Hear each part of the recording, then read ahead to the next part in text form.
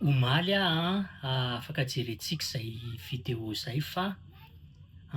naneo sy namoaka ilay tapany faharoa am'lay resaka hoe ohatrohatry ny ahoana no zavatra tokony ataonao raha te hampitombo ny vola raisinao na ny scholarshipnao raha hianatra aty États-Unis ianao. De misy singa anankiray no lazaiko tamin'izay fotoan'izay hoe anisany ny hoe mila manao application amina université maromaro ianao satria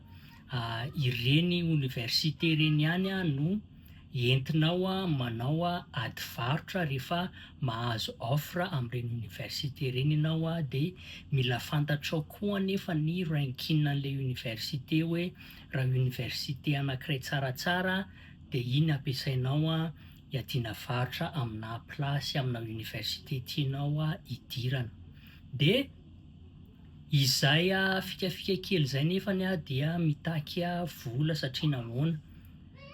raha manao application amina université anaky 5, 10, 20, 20 ianao de misy application fee le izy. Ny mora indrindra hitako hatrizay de $35. Raha manao kajikajy zany ianao raha atao am'le mora indrindra de lafolafo ihany ary mety ho kivy ianao hoe mety tsy vidy zany fa alao université iray ihany na ohatran'izany.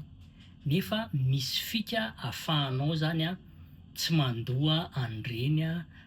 sarana application reny zany mba ahafahanao zany manao application amina université maromaro.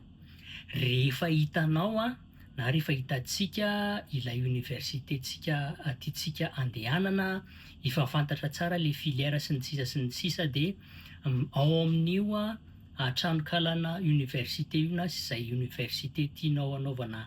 application de mijery ilay antsoina hoe information session ianao na hoe session d'information zany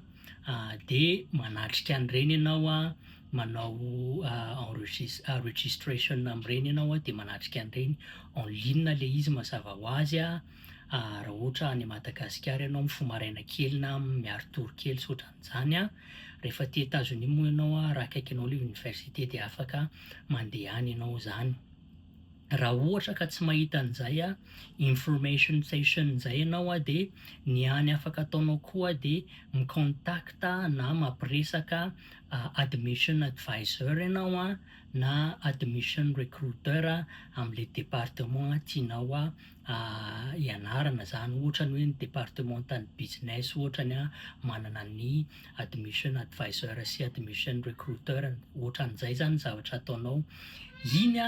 iny action kely ataonao iny de manome hevitra ao an-tsain'zareo hoe tena liana hianatra ato aminay ity olona ity de reny olona reny na rehefa le manatrika an'le information session ianao de manana fahefany reny olona reny manafoana an'lay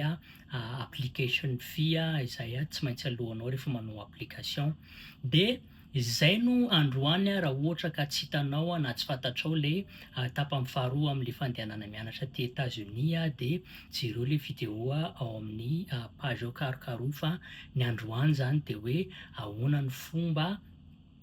atao mba tsy handoa vola am'ireny resaka application fee reny itsika zany de amin'ny manaraka indray ary mazotoa.